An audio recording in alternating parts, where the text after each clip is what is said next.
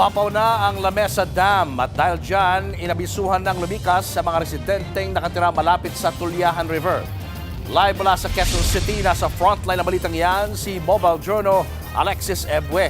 Alexis, meron na bang lumilikas dyan?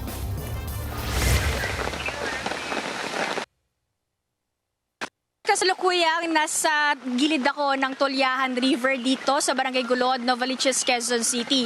At kahit nga lagpas spilling level na ang Lamesa Dam na konektado sa ilog na nasa aking likod, nanatili pa rin ang ilang residente sa kanilang mga bahay-bahay.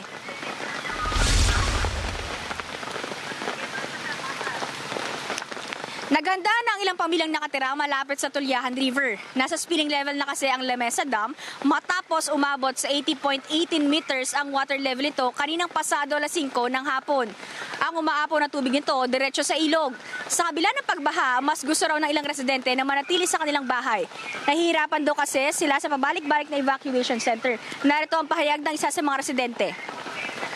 Sanay naman kami sa magnanakaw, ma'am. Ang bahay namin, ayan lang. Pag ano namin, ma'am, wala na yung gamit namin. Tiis kami, ma'am. Ay, wala mong gagawa, ma'am.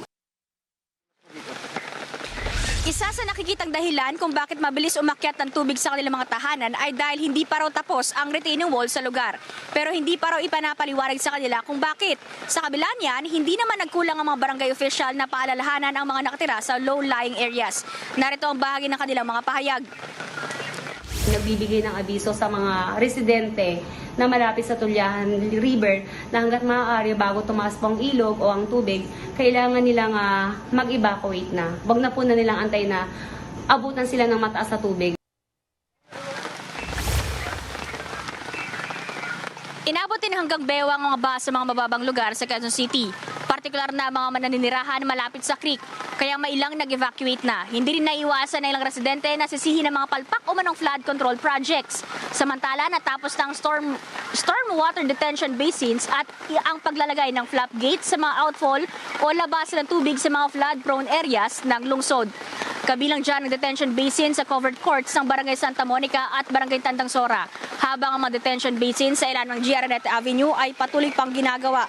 Sa pamamagitan niyan, makakatulong ito upang mabawasan ang pagbabaha sa lugar.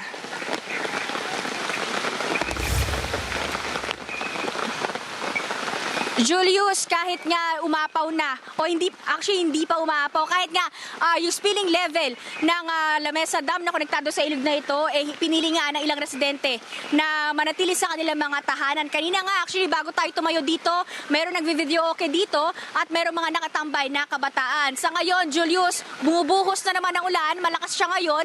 Kanina, tumigil to, bahagya tong tumigil, at kaya naging kampante rin yung ilang mga residente. Kanina, pumunta rin tayo sa Barangay Hall at nakausap natin yung executive officer ng barangay na nangangasiwa doon sa evacuation center. Nabanggit niya sa atin na simula Biyernes pa na natili yung ilang bakwit doon, pero itong hapon lang din umuwi na sila sa kanilang tahanan. As of 7 p.m., wala pa tayo nababalitaan na bumalik sa evacuation center. At ngayon, itong likod ko, ito yung Tulyahan River, no? Kanina mga hapon, actually 3 p.m., no? Nakita natin na hindi naman ganyan kataas yung level ng tubig. So, umangat siya ng siguro mga ilang dipa lang din. Pero yung mga residente dito ay parang sanay na dahil alam nila kung kailan sila lilikas. Julius? Alexis, linawin ko lang, no? So, hindi pa umaapaw yung tubig. Nasa spilling level, parang almost, no, na umapaw. Tama ba? Julius, yung Lamesa Dam, lumagpas na sa spilling level, nasa 80.18 na siya as of 5 p.m.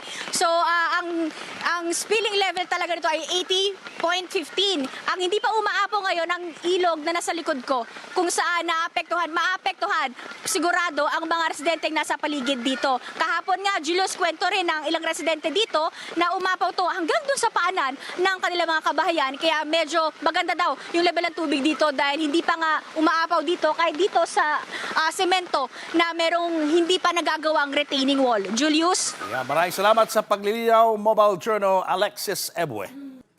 Mga kapatid, Julius Babaw po.